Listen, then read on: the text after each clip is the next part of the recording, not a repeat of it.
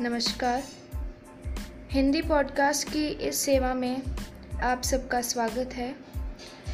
यह पॉडकास्ट जयपुर से प्रसारित किया जा रहा है और आज मैं आप लोगों को तेनालीराम की कहानी मौत की सज़ा सुनाने जा रही हूँ। एक समय की बात है, बीजापुर नामक देश के सुल्तान इस्माइल आदिल शाह को यह डर सताने लगा था कि राजा कृष्णदेव राय उस पर हमला करके उसके देश को जीत सकते हैं।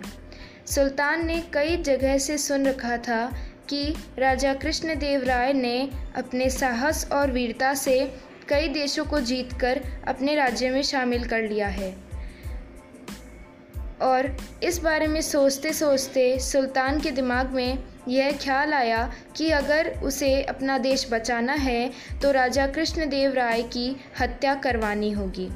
सुल्तान ने यह काम तेनालीराम के एक करीबी दोस्त कनकराजू को सौंपा और उसे भारी इनाम देने का लालच भी दिया।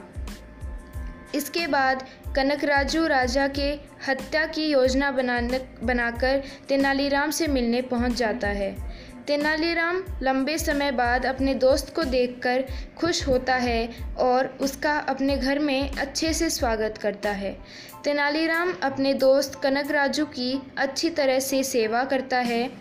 कुछ दिनों के बाद जब तेनालीराम किसी काम से घर से बाहर जाते हैं तो कनकराजू राजा कृष्णदेव राय के पास तेनालीराम का झूठा संदेश पहुंचाते हैं कि अगर आप इस वक्त मेरे घर आएंगे महाराज, तो मैं आपको अनोखी चीज़ दिखाऊंगा।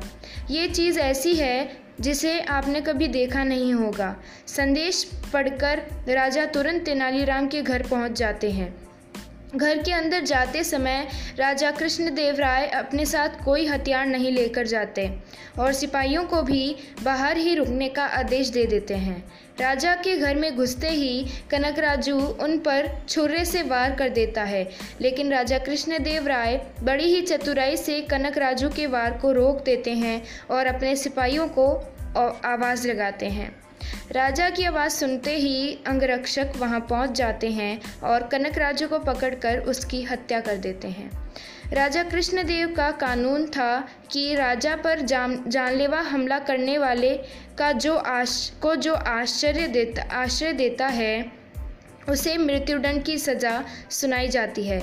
इसलिए तेनालीराम ने भी कनकराजू को आश्रय दिया था, इसलिए तेनालीराम को भी मौत की सज़ा सुनाई गई। मृत्युदंड मिलने के बाद तेनालीराम राजा से माफ़ी की गुहार लगाते हैं, लेकिन राजा कृष्णदेव राय कहते हैं कि तेनालीराम, मैं तुम्हारे लिए राज्य के नियम नहीं बदल सकता हूँ। तुमने उस व्यक्ति को अपने घर में रहने दिया है जिसने मुझे मारने की कोशिश की थी, इसलिए मैं तुम्हें क्षमा तो नहीं कर सकता, लेकिन तुम्हें किस तरह की मृत्यु चाहिए यह निर्णय मैं तुम पर छोड़ देता हूँ। इतना सुनते ही तेनालीराम कहता है, महाराज, मुझे बुढ़ापे की मौत ही चाहिए। यह सुनकर सभी हैरान हो जाते हैं और राजा कृष्णदेव राय हंसते हुए कहते हैं कि तेनाली, तुम अपनी समझदारी से फिर बच गए हो। कहानी से यह सीख मिलती है कि चाहे जितनी बड़ी मुश्किल की घड़ी हो, लेकिन हमें समझदारी से काम लेना चाहिए तो हर समस्या का हल निकल सकता है। तेनालीराम ने भी ऐसा ही किया। सामने मौत नज़र आते हुए भी उसने दिमाग से काम लिया और अपनी जान बचा ली। धन्यवाद। मिलते हैं एक नए एपिसोड में नई कहानी के साथ।